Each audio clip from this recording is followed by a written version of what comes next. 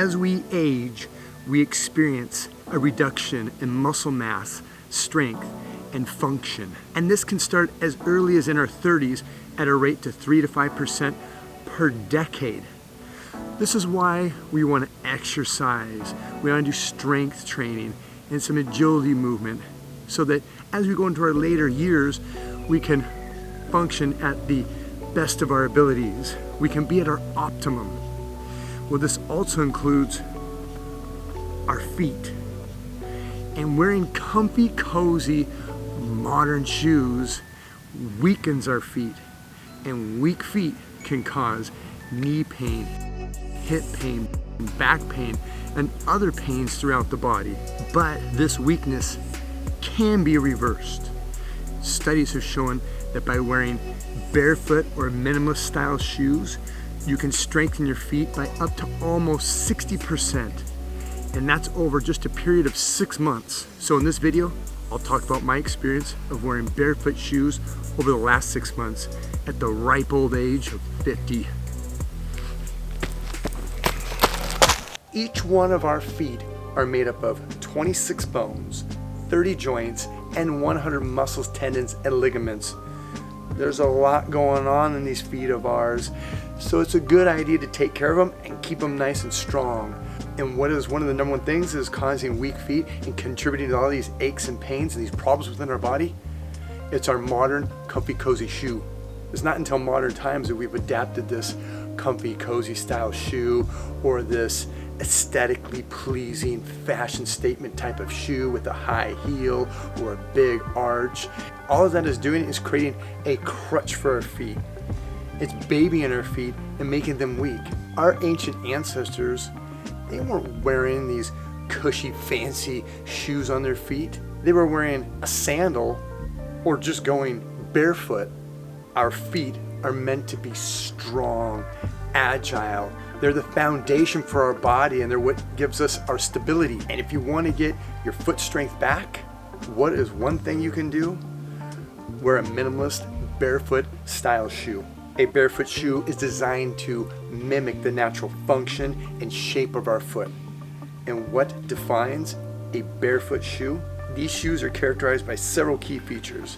They will have a thin sole, a wide toe box, zero or minimal heel to toe drop, which means flat, no lift, a flexible sole.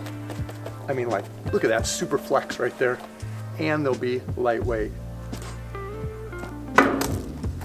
Whoops. So why barefoot shoes?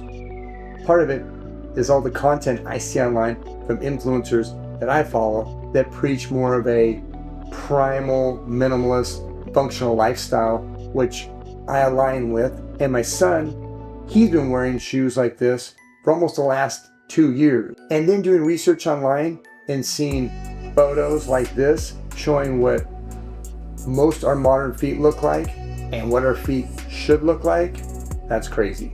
And then reading studies like this that talk about wearing minimalist shoes and how they'll strengthen foot muscles. And this day, talking about the effects of minimalist shoes on the arch and intrinsic foot muscle strength. This makes sense to me. Our feet want to be as free and as closely connected to the ground as possible while still staying protected. I want my feet to perform and be strong as long as I can into my later years. So starting now and strengthening my feet now makes sense to me. The shoe I chose is the Prio from Zero Shoes. I went with this just because the price point, and I thought, well, what if I don't want to stay with these shoes? Then I'm not out that much money. Some barefoot style shoes can get quite pricey. What I noticed when I first started wearing these is the width. I have pretty wide feet, and that right there was huge for me. Having nice room for my toes, and I also noticed the zero drop on these. No heel lift at all. And it really did feel like you just didn't have anything on your feet. It almost felt like just wearing a sandal. And another thing was my connection with the ground. I could feel all the different textures through the shoe. If I was walking on like a rocky path, I would feel all that different texture underneath. Or if I was walking over a sidewalk with a crack in it, I could feel that. And before with my other shoes, that would be pretty muted out. These shoes do come with insoles, and they add a slight bit of cushion. They're nice while you start adapting to a barefoot shoe, but they can be removed, and then that way you can just have a more barefoot feel to your shoe. If you've been wearing modern, comfy, cushy shoes your whole life, it's gonna take time to adapt to a shoe like this. So be mindful of that. What I did when I started out just wearing these on walks and light workouts. And that's about it. And my feet got pretty achy and sore. And then over time, I just increased activity in these shoes, which was doing more intense workouts in them, going for runs and longer runs in them. And now, for me, after 6 months, I can wear these all day long. I can wear them with all my activities, and I seem to be okay. I might get a little sore if I have a pretty intense workout. Other than that, I'd say I'm pretty much adapted to these shoes now. What are some of the drawbacks?